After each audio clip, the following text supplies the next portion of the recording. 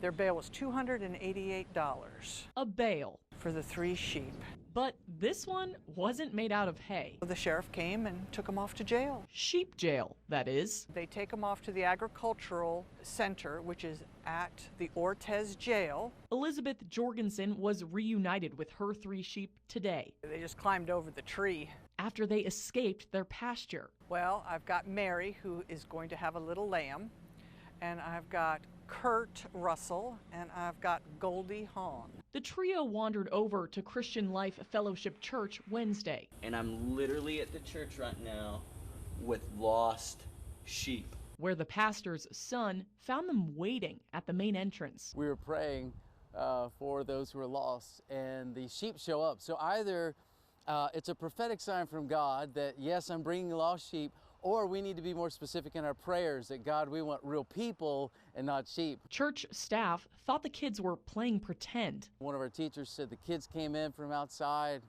and said, yeah, we were playing with the sheep. And her first response was, gosh, it must be so hot out there, they're hallucinating. But this wasn't something from a storybook. I think it was cool because they were like so fluffy. Rather a story for the books. I was thinking maybe I should go over there and touch them. Staff was able to shepherd the sheep into a pen until Lee County Sheriff deputies came to pick them up.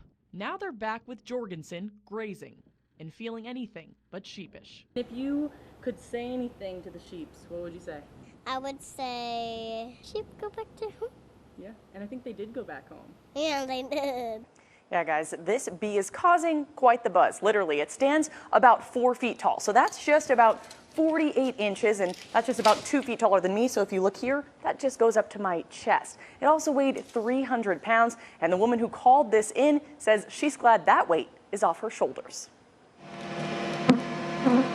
So right there on the branch, there's about 5,000 bees in that cluster. It's the largest beehive these beekeepers have ever seen. See how they're grouped together like that? Mm-hmm. That's a possibility. That's a queen. Today, this team spent hours. A little bit of a tight fit in here, dude. Disassembling this 300-pound hive next to Melissa Smith's home in Lehigh Acres. Definitely had to go. It was a hazard and very dangerous. The honeybees were stinging the Smith family for weeks. They had said that it was so massive that it definitely would kill a small animal, if not possibly kill a person. The bees built their hive on a tree branch inside this brush. Today, crews removed around 650,000 of them. That's a lot of honey dripping out of there. Crews start by smoking out the bees. The smoke makes them think that they're in danger, so what they'll do is they'll gorge themselves on honey and they calm down. Then they cut off the honeycombs and move the bees into a new hive using a gentle vacuum. Can you hold this real quick? Yep. I'm going to bring down some more comb. I got up close and personal with the bees. Catching some bees. Sometimes a little too close. Ah, I'm so nervous. The beekeepers say they're grateful Smith called them instead of an exterminator. 70% of what we eat has to be pollinated by a bee. Without the bees, we would starve. And she's glad she let it be with those who know bees best. I think the prize is that he's going to take it safely away. Yes, let the bees be.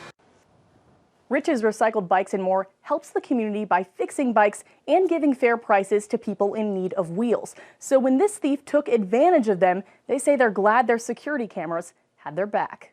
The whole thing took about 10 minutes. Tripping with a tricycle in tow. We walked right into the store. The store was open.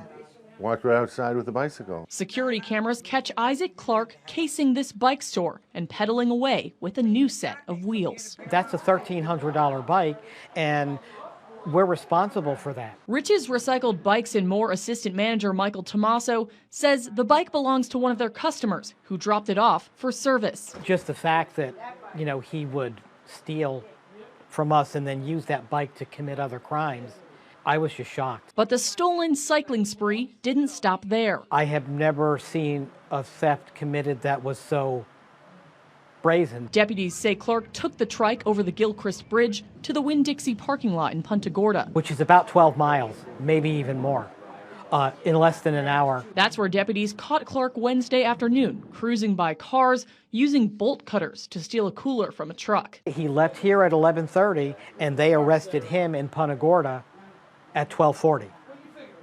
So that was some pretty good time. Deputies also found stolen tools and a needle containing heroin in a cart attached to the back of the bike. He had intent. Tommaso says he just wishes Clark asked them about the trike before taking it. If you were really down and out on your luck and you needed a bicycle, you could have at least talked to us.